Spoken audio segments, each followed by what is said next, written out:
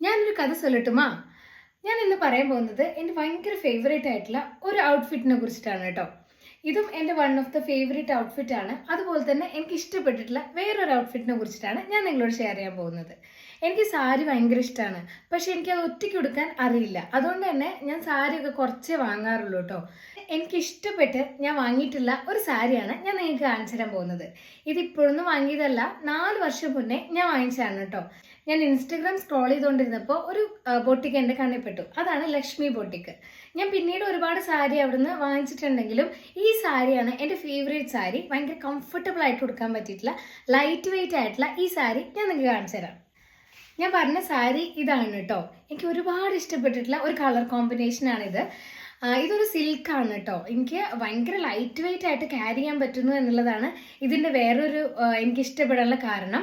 അതുകൊണ്ട് തന്നെ ഞാൻ ഒരുപാട് ഫംഗ്ഷൻ ഇത് കൊടുത്തിട്ടുണ്ട്. ഇതിൻ്റെ മുന്താണി വരുന്നത് ഇങ്ങനെയാണ്, കണ്ടോ? ഇതിൻ്റെ മുന്താണി ഇങ്ങനെയാണുള്ളത്. നമുക്ക് ഇപ്പം നമ്മളൊരു ഡാർക്ക് സ്കിൻ ടോണുള്ള ആളാണെങ്കിലും ഒരു ഫെയർ ആയിട്ടുള്ള ആളാണെങ്കിലും ഇത് ഭയങ്കരമായിട്ട് സ്യൂട്ട് ചെയ്യും കേട്ടോ. എൻ്റെ കുറേ ഇൻഹിബിഷൻ മാറ്റി തന്നിട്ടുള്ള ഒരു സാരി കൂടിയാണിത്.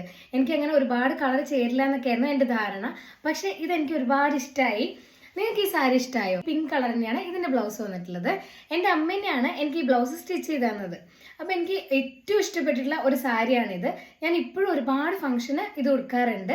അപ്പോൾ ഞാൻ ഉടുത്തിട്ടുള്ള ഒരു പിക്കും കൂടി ഇതിൻ്റെ കൂടെ വെക്കാം കേട്ടോ. എനിക്ക് ഒറ്റയ്ക്ക് ഉടുക്കാൻ അറിയാത്തതുകൊണ്ട് ഇപ്പോൾ ഡ്രേപ്പ് ചെയ്ത് കാണിച്ചു തരാത്തത് കേട്ടോ. നിങ്ങൾക്ക് ഈ സ്റ്റോറി ഇഷ്ടപ്പെട്ടിട്ടുണ്ടെങ്കിൽ എൻ്റെ കയ്യിലുള്ള ബാക്കി സാരികളുടെ സ്റ്റോറി കൂടി ഞാൻ ഷെയർ ചെയ്യാം കേട്ടോ.